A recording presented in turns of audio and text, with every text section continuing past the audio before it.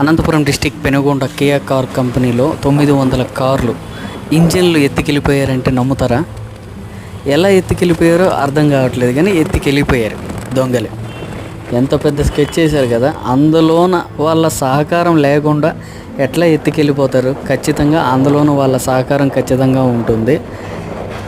CC కెమెరాలు ఉంటాయి, security purpose ఉంటుంది, ఎంత సిబ్బంది ఉంటుంది. అది మళ్ళీ 900 కార్లు ఇంజన్లు అట్లా ఎట్లా ఎత్తుకెళ్ళిపోయి ఉంటారు? అంత సిబ్బంది ఉండి కూడా పోనీ ఒక ఇంజిన్ మోయటానికే ఒక 6-7 మంది కావాల్సి ఉంటుంది. అలాంటిది 900 ఇంజన్లు, ఎంత టైము, ఎంత మంది మనుషులు, కొన్ని వెహికల్సే వెయిట్ చేసి ఉంటాయి కదా వాటి కోసం. భారీ స్కెచ్ చేసి 900 ఇంజన్లు ఎత్తుకెళ్ళిపోయారంటే మామూలు విషయం కాదు.